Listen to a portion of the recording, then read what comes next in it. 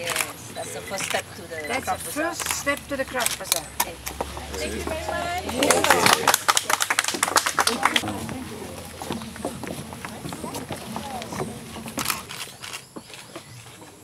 Kita nak kaki cukup. Okay. Connection, they will be in there. Then under the Malano house is most of the local vendors, some are here, and the workshops. This is local. The names are there. Workshops, yeah. Kraftangan is in there, Central Market from KL is in there, ukulele player, Crafts Council is in there too, they've always been there. This one in the tent is two more Vanita. It's, you may like to keep this, but we mix. But that's where some Biro Vanita and some of the foreign ones will go in this tent.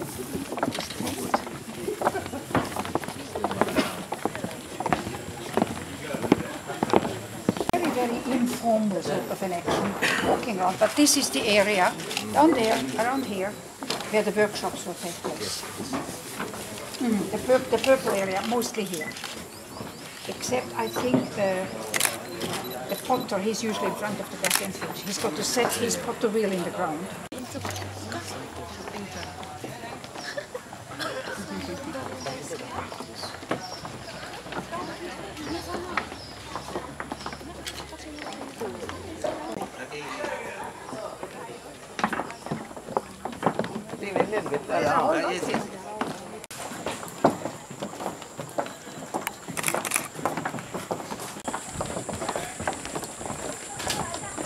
Can attract you.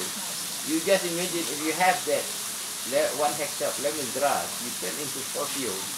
And after that, on top of that, you use the leaf itself as part of anyaman to produce your wrist. Bangle. The combination of that, then you have that perfume. The moment that perfume vapor dah habis, at least tu ada. Step to be trend, at the same time to be creative, and you really bring up new industry out of it. And this is the main objective of why myself and Datuk Dramo, as the minister in charge of this ministry, and of course with Datuk Rashid and the rest of our team, we are focusing what should be done, what is the roadmap, and what is the result out of it. We don't mind to spend money provided we got the result.